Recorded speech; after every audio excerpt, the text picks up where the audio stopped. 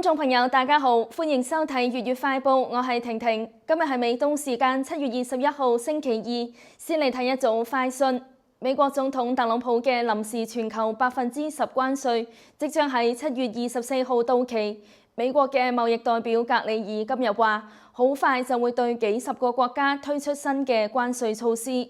格里爾接受美國財經媒體 CNBC 訪問嗰陣話，美國有法律禁止涉及強迫勞動嘅商品交易，其他國家大多數冇相關嘅法例。有啲國家雖然有法例，但未有切實咁樣執行。我哋預期好快就會採取若干行動。特朗普政府最近提出建議，打算針對打擊強迫勞動不力嘅國家，推出新一輪嘅關稅，稅率介乎10%到12.5%。沙特阿拉伯即將為2034年嘅國際足總世界盃打造一座未來主義風格嘅體育場。體育場嘅概念圖已經喺網上面發布，作為未來主義城市發展項目嘅一部分。呢一座體育場計劃興建喺地面以上350公尺嘅高度。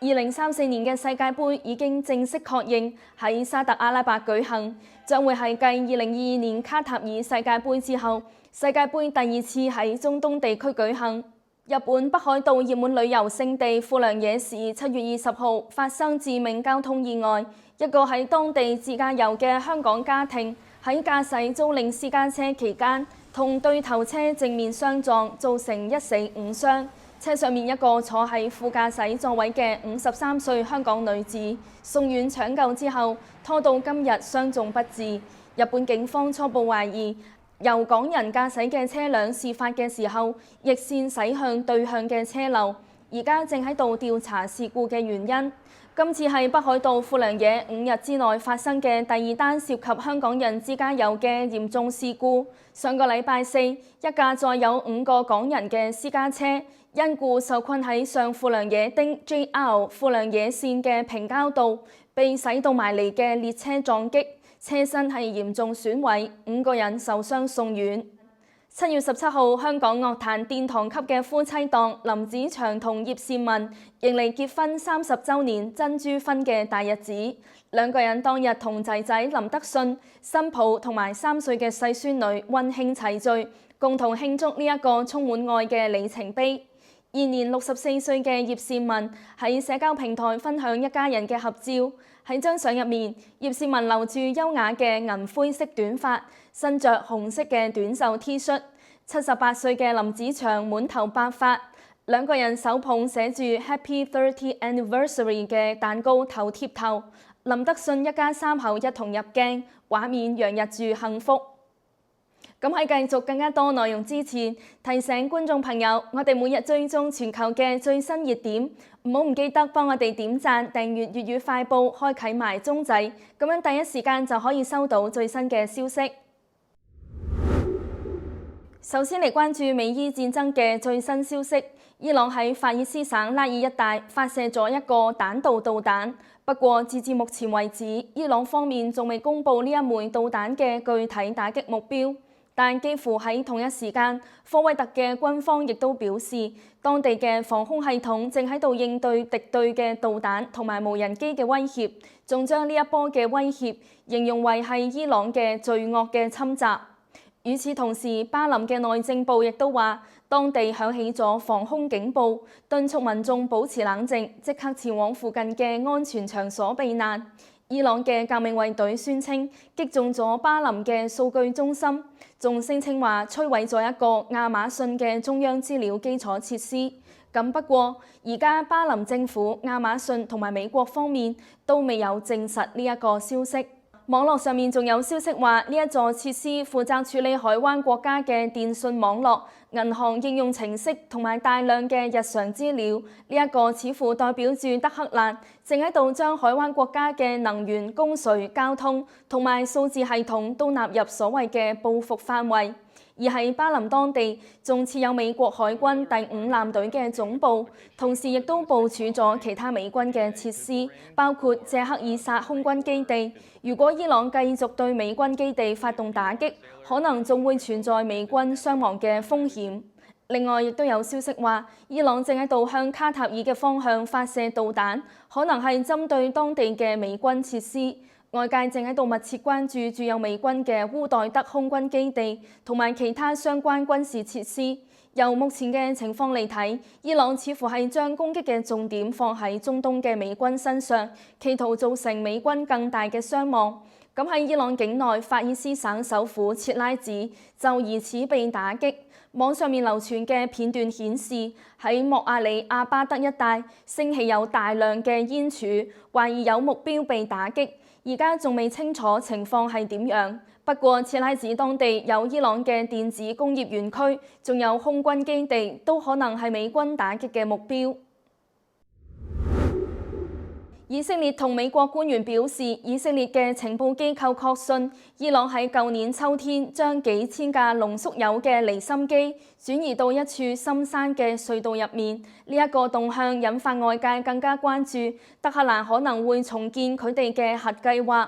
《華爾街日報》報導，以色列已經向美國轉達呢一項情報。以色列指出，呢一啲嘅離心機係喺舊年嘅6月，為期12日嘅戰爭之後，轉移到古山基地。美國同以色列當時嘅打擊，重創咗伊朗3大主要嘅核設施。以色列嘅總理內塔尼亞胡極力遊說美國總統特朗普恢復全面攻擊伊朗嘅行動，進一步阻止德黑蘭嘅核計劃重建嘅進度。美國喺過去嘅10日持續加強打擊嘅行動。特朗普話，美方已經準備好攻擊古山。伊朗嘅外長阿拉格齊同埋國際原子能機構冇回應置評嘅請求。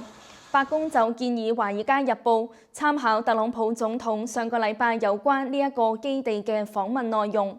特朗普喺13號接受保守派主持人休伊特訪問嗰陣話，古山係進行狠狠重擊嘅一個具體嘅目標啊！呢一度係特朗普第一次明確講到要以古山為攻擊目標。咁雖然佢過去曾經提及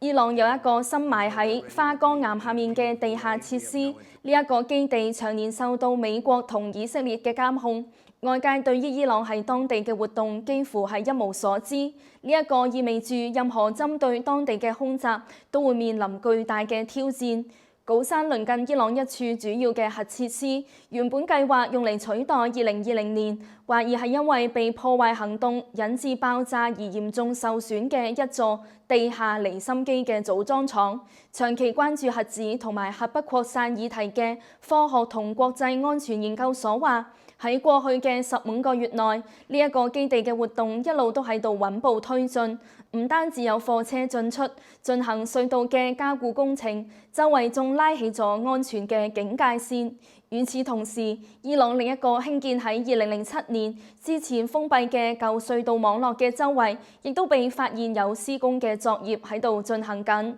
科學同國際安全研究所嘅所長奧爾布賴特話，伊朗將離心機搬入呢一個隧道係合理嘅推論。專家估計，呢一個地下嘅建築群起喺位於堅硬嘅岩層下方300到450尺，空間充足，可以容納多個核相關嘅設施啊！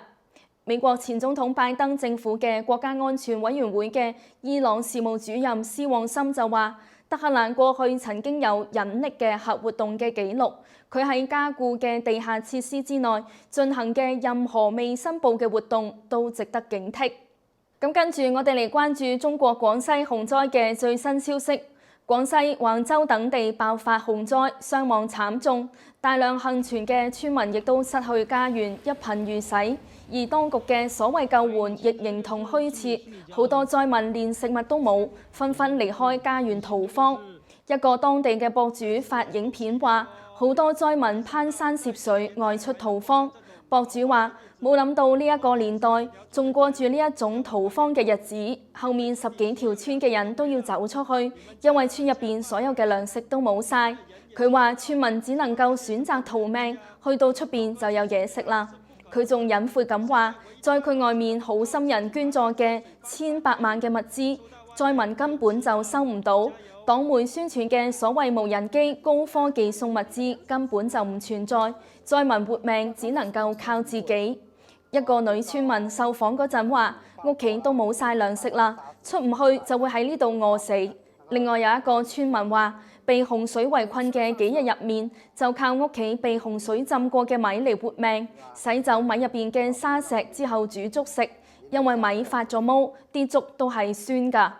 仲有一個疑似外地嘅博主去到災區親身走訪，結果睇唔到官媒宣傳嘅黨同政府救災嘅場面，反而睇到一個老年嘅女村民挑住擔喺啲垃圾堆入邊抄。佢一開始以為女村民係喺度清理自家嘅垃圾，咁結果一問先知，佢係因為屋企冇錢食飯，先出嚟抄垃圾入面嘅塑膠樽去賣錢。博主明白之後，即刻俾咗啲錢佢。呢一個女人唔停口咁係咁多謝。咁喺中共官方嘅救災影片入面，經常展示堆積如山嘅救災物資，但係災民實地拍攝嘅片顯示，官方實際發俾災民嘅物資往往係少得可憐，根本就唔足以飽肚。仲有好多地方嘅災民根本領唔到物資。廣西嘅災情爆發之後，中共當局第一時間封鎖消息。唔單止幸存災民嘅悲慘處境鮮為人知，實際嘅死亡人數更加係被掩蓋。當局至今宣布嘅死亡人數只係得2位數，但係當地嘅災民估計，實際嘅死亡人數至少係4位數。有曾經參與救災嘅志願者喺網上面出 post 話，橫州災情嘅真實死亡數據將會成為歷史之謎。佢而家一個人默默咁樣消化災區帶翻嚟嘅心靈創傷。佢話：我一個大男人啊，深夜入邊瞓咗又醒，醒咗又瞓，都唔知喊咗幾多次。好多屍體被浸咗幾日都冇人理，漂喺路邊，失蹤嘅人口係超級多。仲有當地嘅村民同志願者同大紀元時報講話，橫州市鎮龍鄉有啲村落成條村都被淤泥掩埋，單單一個村估計就至少有500人被埋，挖泥機一挖就有屍體。但唔可以發到網上面，如果唔係就會被封號。今次嘅橫州洪災最嚴重嘅係陸南水庫嘅崩潰。南方週末日前發布報告，揭露水庫崩潰嘅重重黑幕，但係好快就被刪 post。最後嚟關注中國首都之前發生細型飛機撞擊高樓嘅最新進展。有中國樽之稱嘅北京第一高樓中信大廈，上個月被飛機撞擊咗之後，2間位於北京嘅通用航空公司日前被暫時停產停業。官方話涉事嘅公司存在重大安全隱患。中國民用航空華北地區管理局7月20號喺官網公告，對東時商越北京通用航空有限公司、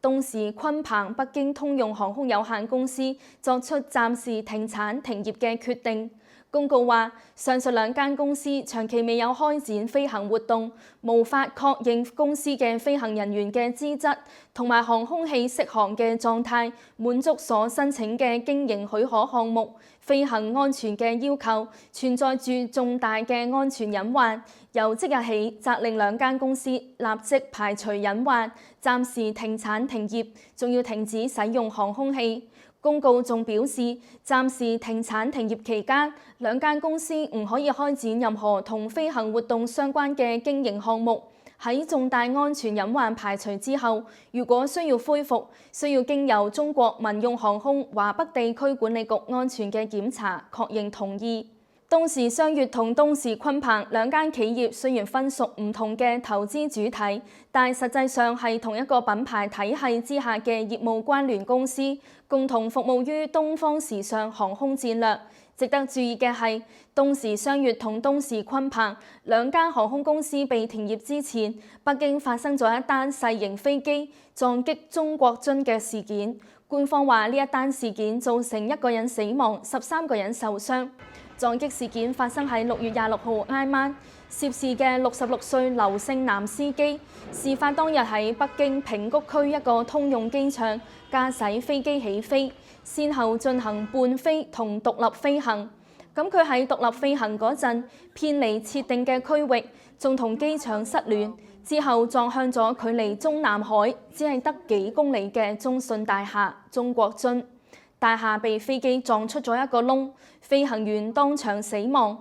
香港嘅明報話，涉事嘅飛機就係隸屬於東時雙越北京通航公司，基地位於北京平谷石筏子通用機場。今次嘅撞擊事件引發外界廣泛關注，專家普遍認為今次嘅事件難免引起中共嘅高層震動，因為喺全中國空域管制最嚴格嘅城市北京嘅市中心，喺距離中南海得6公里、北京最高嘅建築物上面，一架細飛機穿城而過，撞上咗北京最有標誌性嘅高樓，證明中南海所謂嘅最嚴密嘅安保措施係形同虛設啊！中共官方話今次嘅事故係由於個人原因造成嘅危害公共安全嘅案件，但係根據中共體制內嘅知情人士向大紀元時報透露，中共當初對事件嘅調查結論係飛行員蓄意駕機撞擊，內部已經將事件定性為恐怖襲擊啊！咁觀眾朋友，你認為北京撞機屬於蓄意嘅行為，定係真係個人原因造成嘅呢？歡迎留言表達你嘅睇法。咁好啦，以上就係今日嘅粵語快報，多謝你嘅收睇，歡迎你撳點讚、訂閱同埋打開鐘仔，支持我哋繼續將更加多真實、重要嘅新聞帶俾大家。我哋下期節目再見，拜拜。